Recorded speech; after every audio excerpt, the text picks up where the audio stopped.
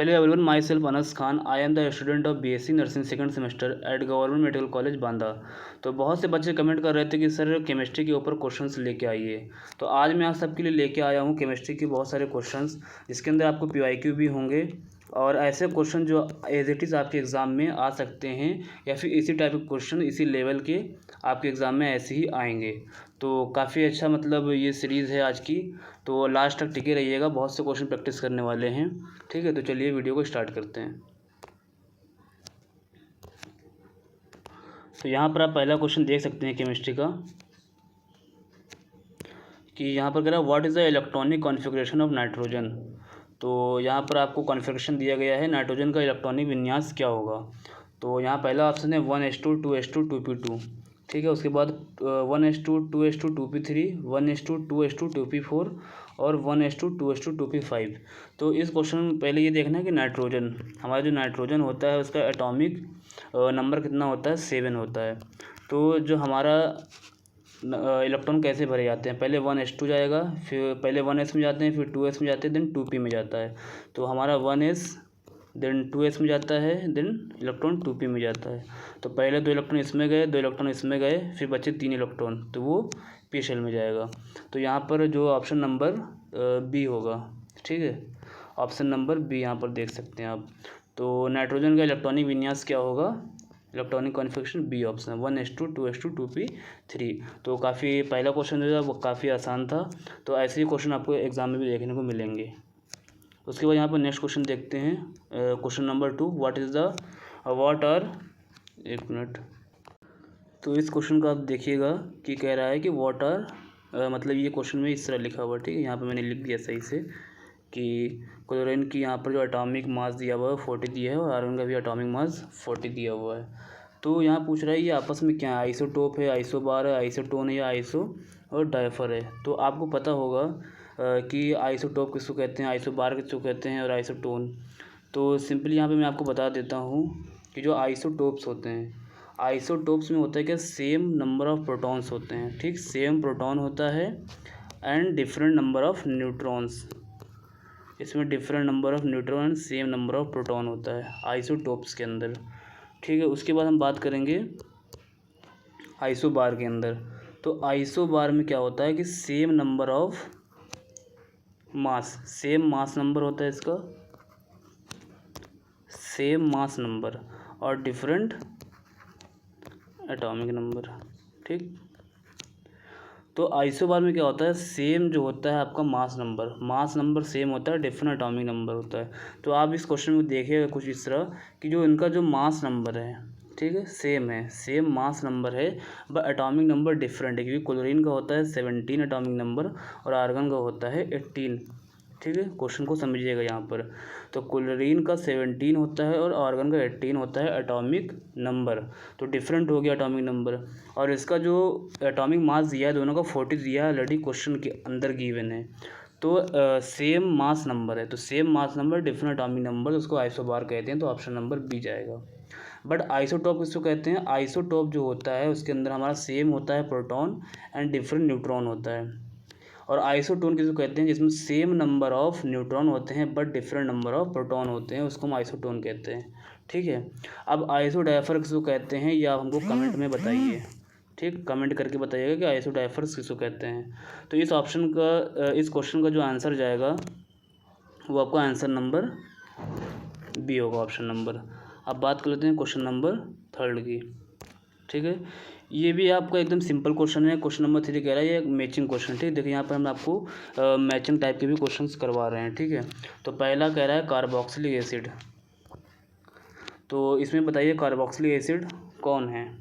ठीक है, तो पहला का जाएगा आपका डी।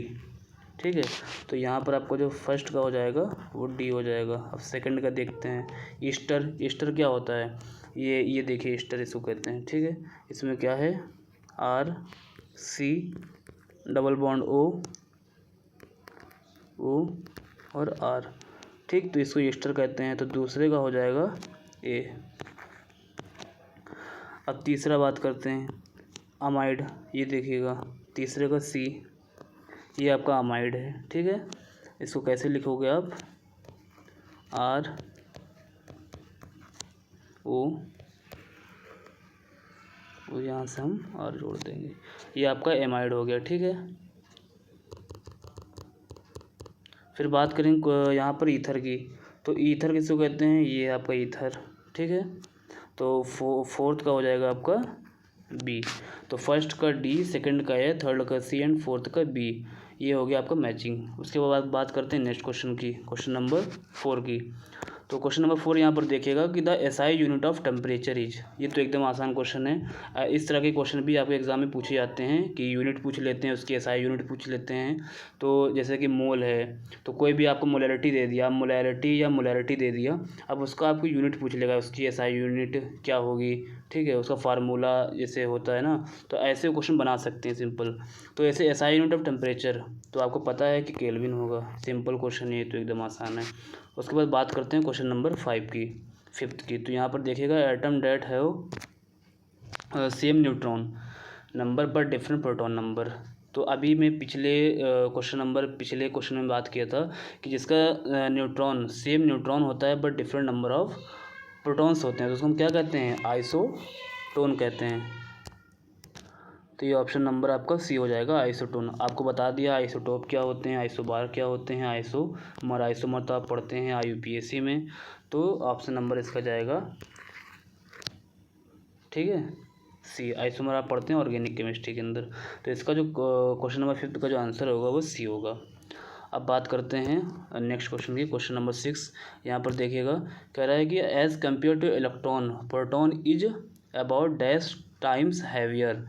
ये भी बहुत आसान क्वेश्चन है, जब आप मोल वगैरह पढ़ते हैं तो इस क्वेश्चन को कराया जाता है। ठीक, उसमें ये क्वेश्चन आता है, जो पहला चैप्टर है आपका बेसिक कॉन्सेप्ट ऑफ। ठीक, तो यहाँ पर देखिएगा कि कैसे होता है कि इलेक्ट्रॉन और प्रोटॉन का रिलेशन क्या होता है। आपको पता है जो प्रोटॉन्स होते हैं,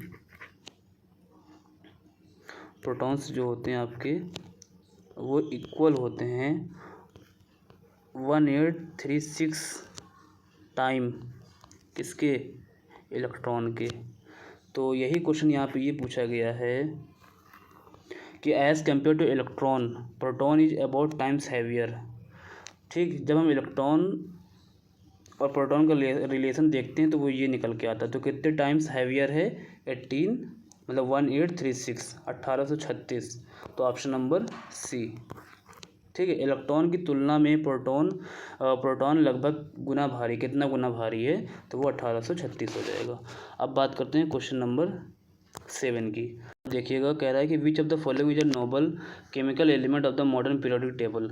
तो यहाँ पर कह रहा है निम्न में से कौन सा आधुनिक आवर्त सारणी का एक उत्कृष्ट रासायनिक तत्व है। तो ऑप्शन है फ्लोरीन, सिलिकॉन, नाइट्रोजन, नियोन। तो जो आपका नोबल एलिमेंट होता है वो किस ग्रुप में आता है, 18th ग्रुप में आता है। तो सिंपली 18 ग्रुप का एलिमेंट यहाँ पर आपको नियोन दिख रहा है, तो ऑप्शन नंबर डी हो जाएगा। ठीक, नियोन, डी आंसर जो होगा आपका करेक्ट होगा। फ्लोरीन जो होता है वो आपको 17th ग्रुप का होता है। अब बात करते हैं नेक्स्ट क्वेश्चन की, यहाँ पर क्वेश्चन नंबर 8 की। क्वेश्चन नंबर 8 में कह रहा है कि which of the following given below is an alloy of Mercury. देखो, अब ये जो क्वेश्चन है इसके ऊपर बेस्ड क्वेश्चन आ चुके हैं आपका प्रीवियस ईयर में। ठीक है, आपका प्रीवियस ईयर में यहाँ से क्वेश्चन आया है PIQ। ठीक है, तो एलॉय से रिलेटेड भी बहुत से क्वेश्चंस बनते हैं। तो जैसे पहला क्वेश्चन यहाँ पे ये कह रहा है कि which of the following given below is an alloy of mercury. नीचे दिए गए निम्नलिखित में से कौन सा पारा का मिक्स धातु है। तो आपको बता देते हैं, जो एलॉय ऑफ मरकरी होता है उसको हम लोग कहते हैं अमलगम, ऑप्शन नंबर डी। ठीक, अमलगम। तो ऐसे ही क्वेश्चन वहाँ बनते हैं, ये क्वेश्चन एक बार आ चुका है। अब बात करते हैं, जैसे कि यहाँ ब्रास दिया हुआ है, ठीक, पीतल। तो पीतल इज एन एलॉय ऑफ, ये किसका एलॉय होता है, तो ये कॉपर एंड जिंक का होता है। ठीक है, ये मैं आपको बता देता हूँ, याद कर लीजिए, कॉपर एंड जिंक का होता है। ठीक है, और जो निक्रोम होता है इज एन एलॉय ऑफ, किसका एलॉय होता है, निकल एंड क्रोमियम। ठीक है, क्रोमियम, इसका मतलब लिख लीजिएगा आप। जो ब्रास होता है is an alloy of copper and zinc, and nichrome जो होता है ये किसका एलॉय होता है, एलॉय ऑफ निकल एंड क्रोमियम। ठीक है, और जो आपका इलेक्ट्रम होता है ये भी लिख लीजिएगा, इलेक्ट्रम आपका होता है गोल्ड एंड सिल्वर का, ठीक है। तो यहाँ से आपके देखो 2-3 क्वेश्चन मैंने बना दिए। तो इसमें हो सकता है इस बार कोई भी किसी भी एक का पूछ ले, ब्रास का या निक्रोम का या इलेक्ट्रम का। तो जैसे कि इस क्वेश्चन में था कि which of the given below is an alloy of mercury. तो मरकरी का एलॉय कौन है? अमलगम है। आप पूछ लेगा आपसे कि brass is an alloy of, ये किसका है? तो वो है आपको कॉपर एंड जिंक का। निक्रोम जो होता है वो निकल एंड क्रोमियम का है, और इलेक्ट्रम जो होता है वो गोल्ड एंड सिल्वर का है, ठीक। तो यहाँ पर जो क्वेश्चन नंबर 8 का जो ऑप्शन जाएगा वो आपका हो जाएगा ऑप्शन नंबर डी, अमलगम, ठीक है, ऑप्शन नंबर डी।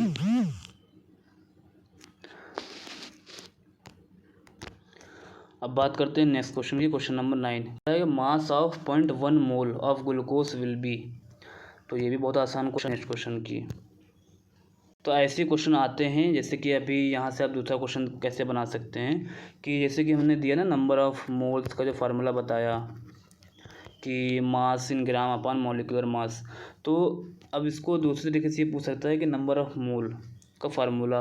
तो आपको फार्मूले के हिसाब से क्वेश्चन बना सकते हैं, फार्मूला बेस्ड क्वेश्चन बना सकते हैं कि आप उसमें वैल्यू पुट करके आंसर निकालिए। इसे मैंने अभी निकाला इस 18 ग्राम, ठीक है। सिंपली क्या किया, वैल्यू को पुट किया है और आंसर निकाल लिए। तो ज़्यादा आपको जिसमें न्यूमेरिकल्स हैं, ज़्यादा आपको कैलकुलेशन है, ऐसे क्वेश्चंस को नहीं छूना है। सिंपली फार्मूला बेस्ड क्वेश्चन करिए जिसमें आप वैल्यू पुट करिए और आंसर निकाल लीजिए। तो ऐसे ही क्वेश्चंस आपको देखने को मिलेंगे, ठीक है। अब बात करते हैं यहाँ पर नेक्स्ट क्वेश्चन की, क्वेश्चन नंबर 10 की। विच of the following acid is present in sting of an ant और बीस। ये भी मतलब थ्योरेटिकल क्वेश्चन है। थ्योरेटिकल क्वेश्चन भी आपके बहुत से पूछे जाते हैं, ठीक है, यूपीएससी नेट में। तो चींटी अथवा मधुमक्खियों के डंस में निम्नलिखित में कौन सा अम्ल पाया जाता है? तो सिंपली पहला ऑप्शन है मिथेनोइक एसिड ओनली, या फॉर्मिक एसिड ओनली, या बोथ ए एंड बी, या नन ऑफ दिस। तो methanoic acid and formic acid तो दोनों एक ही है, क्योंकि मिथेनोइक एसिड ये फॉर्मिक एसिड मिथेनोइक एसिड क्या है, एक आईयूपीएसी नेम है। इसको जब आईयूपीएसी में नोमेनक्लेचर करेंगे फॉर्मिक को तो ये होगा मिथेनोइक, और ये फॉर्मिक एसिड क्या है उसी का कॉमन नेम है, ठीक, साइंटिफिक नेम या कॉमन नेम फॉर्मिक एसिड, और इसको आईयूपीएसी में लिखेंगे तो मिथेनोइक एसिड। तो जो क्वेश्चन नंबर 10 का ऑप्शन नंबर सी जाएगा, ठीक, ए एंड बी। तो आंसर नंबर सी करेक्ट हो जाएगा। अब बात करते हैं क्वेश्चन नंबर यहाँ पर 11 की। तो यहाँ पर देखिएगा, कह रहा है the process of the removal of water from a substance is called. किसी पदार्थ से पानी को निकालने की प्रक्रिया को क्या कहते हैं? तो सिंपली ये भी आपको पता होगा कि डिहाइड्रेशन कहते हैं, क्योंकि यहाँ पर आप सारे ऑप्शन पढ़ सकते हैं। पहला ऑप्शन कह रहा है calcination, B dehydration, option number C hydrolysis, and D sublimation. तो ऑप्शन नंबर बी जो होगा वो आपको करेक्ट हो जाएगा, निर्जलीकरण, ठीक है। तो क्वेश्चन नंबर बात करते हैं 12 की। क्वेश्चन नंबर 12 क्या कह रहा है कि which of the following condition is most favourable for converting gas into liquid. कह रहा है कि गैस का द्रव में परिवर्तन के लिए सार्वजनिक अनुकूल परिस्थिति निम्न में से कौन सा है? यहाँ पहला ऑप्शन कह रहा है कि high pressure and low temperature, ठीक है। क्वेश्चन को समझिएगा, high pressure low temperature, low pressure low temperature, and low pressure high temperature, high pressure and high temperature. तो जब हम क्या करते हैं, सिंपली देखो ये भी एक थ्योरेटिकल क्वेश्चन है और आपके एग्जाम में थ्योरी के क्वेश्चन सिंपली पूछे जाते हैं। तो यहाँ पे कह रहा है कि किसी भी गैस को हम लिक्विड में कन्वर्ट करेंगे तो क्या कंडीशन अप्लाई करेंगे। तो यहाँ पर देखिएगा, जब भी हम किसी गैस को लिक्विड में करते हैं तो हमको हाई प्रेशर चाहिए, प्रेशर को हाई करते हैं, टेम्परेचर को लो कर देते हैं, ठीक है। लो टेम्परेचर हाई प्रेशर चाहिए। तो ऑप्शन नंबर ए जो होगा वो करेक्ट हो जाएगा, ठीक। यहाँ पर भी दे सकते हैं उच्च दाब एवं निम्न तापमान। तो ऑप्शन नंबर ए जो होगा वो करेक्ट हो जाएगा। अब बात करते हैं क्वेश्चन नंबर 13 की कि cellulose is a polymer of. तो यहाँ पर भी आप देख सकते हैं जो सेलुलोज होता है किसका, एक बहुलक है। तो पहला है fructose, ribose, glucose and sucrose. तो ग्लूकोज, ठीक है। ग्लूकोज जो होता है, बहुत से ग्लूकोज मिलकर सेलुलोज का फॉर्मेशन करते हैं, तो इसीलिए सेलुलोज जो होता है किसका पॉलीमर होता है, पॉलीमर ऑफ ग्लूकोज। अब बात करते हैं क्वेश्चन नंबर 14 की। निम्न में से किसका उपयोग आग बुझाने के लिए होता है? बताइए आप लोग कि which of the following is used in fire extinguisher. तो यहाँ पर आप देखिएगा कह रहा है कि पहला ऑप्शन है CH4, CH2Cl2, CHCl3 and CCl4। तो यहाँ पर भी आप देखिएगा ऑप्शन नंबर डी जो होगा वो करेक्ट हो जाएगा। CCl4 का हम यूज़ करते हैं आग बुझाने के लिए। ये सब थ्योरी के क्वेश्चन है, ऐसे ही क्वेश्चन आपके एग्जाम में पूछे जाएंगे। फिर क्वेश्चन नंबर 15 देखिएगा यहाँ पर कि the nucleus of an atom consist of, कह रहा परमाणु के नाभिक में क्या होता है। तो electron and neutron, electrons and protons, protons and neutron. तो आपको सिंपली पता है कि एक न्यूक्लियस होता है, उसके बाहर आपके इलेक्ट्रॉन घूमते हैं। तो इसके अंदर क्या होता है, न्यूट्रॉन होता है ना प्रोटॉन होता है। इलेक्ट्रॉन तो बाहर होते हैं, न्यूक्लियस के अंदर तो होता नहीं है। तो सिंपली यहाँ पर ऑप्शन नंबर सी जाएगा, प्रोटॉन एंड न्यूट्रॉन। ठीक है। तो अब आप लोग कह रहे होंगे इतने इजी क्वेश्चंस करा रहे हैं, तो ऐसे ही क्वेश्चंस आपके एग्ज़ाम में आते हैं। ठीक है, ज़्यादा हाई लेवल के नहीं आते हैं कि ज़्यादा मतलब कैलकुलेशन वाले क्वेश्चन नहीं। बस 4 ही 5 क्वेश्चन आपको कैलकुलेशन बेस्ड आते हैं, मतलब न्यूमेरिकल, बाकी सब थ्योरी बेस्ड क्वेश्चन होते हैं केमिस्ट्री के अंदर। उसके बाद बात करते हैं क्वेश्चन नंबर 16 की। कह रहा है कि which one of the following is a major green house gas. ये भी आपका सिंपली थ्योरी का क्वेश्चन है और आपको पता भी होगा कि जो कार्बन डाइऑक्साइड होता है वो क्या होता है, मेजर ग्रीन हाउस गैस होती है। तो option number A carbon dioxide हो जाएगा। और भी ऑप्शन यहाँ पर आप दे सकते हैं chlorofluorocarbon, chlorofluorocarbon, carbon monoxide and prone. तो क्या हो जाएगा, ऑप्शन नंबर ए हो जाएगा, कार्बन डाइऑक्साइड। क्वेश्चन नंबर 17 देखिएगा, cement is usually a mixture of. यहाँ से भी क्वेश्चन काफ़ी बनते हैं। ठीक है, कि सीमेंट किसका मिक्सचर है। तो यहाँ पर भी ऑप्शन रीड कर सकते हैं आप। यहाँ है calcium silicate and calcium aluminate. Option number B देखिएगा, calcium silicate and calcium ferrite, calcium aluminate and calcium ferrite. Option number D कह रहा है limestone and silicon dioxide. तो आपको पता है और एनसीईआरटी में लिखा भी है, अगर आपने एनसीईआरटी पढ़ा होगा, एनसीईआरटी की लाइन में लिखा हुआ है कि जो सीमेंट होता है वो किसका मिक्सचर होता है, वो calcium silicate and calcium aluminate का मिक्सचर होता है। तो ऑप्शन नंबर यहाँ पर ऑप्शन नंबर ए हो जाएगा करेक्ट। ठीक, अब बात करते हैं नेक्स्ट क्वेश्चन की। यहाँ पर question number 18, ozone consist of. तो ओजोन किससे बना हुआ है, ओजोन में क्या शामिल है। तो आपको पता है ओजोन क्या होता है, सिंपली O3 होता है। ठीक होता है ना। तो यहाँ पर ऑप्शन, अब आपको ऑप्शन पढ़ना है। सिंपली ऑप्शन पढ़िएगा। पहला ऑप्शन कह रहा है oxygen only, oxygen and nitrogen, hydrogen and carbon, oxygen and carbon. तो यहाँ पर क्या हो जाएगा, ऑक्सीजन ओनली हो जाएगा। ठीक है, ऑप्शन नंबर ए जो होगा वो करेक्ट होगा। बात करते हैं क्वेश्चन नंबर 19 की, विच one of the following is found in vinegar. ठीक है, तो यहाँ पर पढ़िएगा कि सिरके में निम्नलिखित में से कौन सा पाया जाता है। सिरका के अंदर क्या पाया जाता है। तो सिंपल यहाँ पर आप देख सकते हैं, पहला option acetic acid, option number B है propionic acid, option number C formic acid and option number D butyric acid. तो सिंपली आपको पता है विनेगर जो होता है वो खट्टा हल्का होता है। तो इसके अंदर जो पहला है option number A acetic acid पाया जाता है। ठीक, एसिटिक एसिड। अब चलिए देखते हैं क्वेश्चन नंबर 20 में क्या है। कह रहा है कि in which group of the modern periodic table are halogens are placed.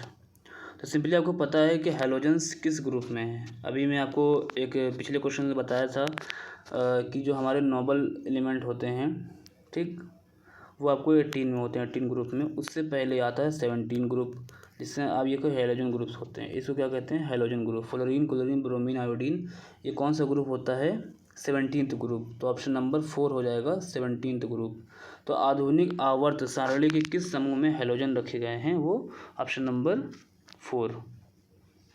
तो यहाँ पर ऑप्शन नंबर 4 जो होगा आपको करेक्ट होगा। तो यहाँ पर बस इतने ही क्वेश्चन से, अभी क्वेश्चन मतलब 20 क्वेश्चन से मैं आपके लिए लाया हूँ और मैं ट्राई करूँगा आपके लिए अच्छे अच्छे क्वेश्चन लाने की। तो ये जो क्वेश्चन मैंने आपको अभी कराए हैं, इसका जो PDF है वो आपको हमारे टेलीग्राम पे मिल जाएगा। उसकी टेलीग्राम की लिंक मैंने डिस्क्रिप्शन में दे दिया है, वहाँ से आप हमारे टेलीग्राम को ज्वाइन कर सकते हैं। और कोई प्रॉब्लम है तो आप वहाँ से पूछ सकते हैं। मैंने अपना व्हाट्सएप नंबर भी दे रखा है, कोई भी आपको प्रॉब्लम हो रहा है तो आप वहाँ आकर डायरेक्टली हमसे बात कर सकते हैं। ठीक है, तो ये वीडियो आपके लिए कैसी थी कमेंट करके बताइएगा और हमारे चैनल को सब्सक्राइब करिएगा, वीडियो को शेयर करिएगा। Okay, bye, all the best.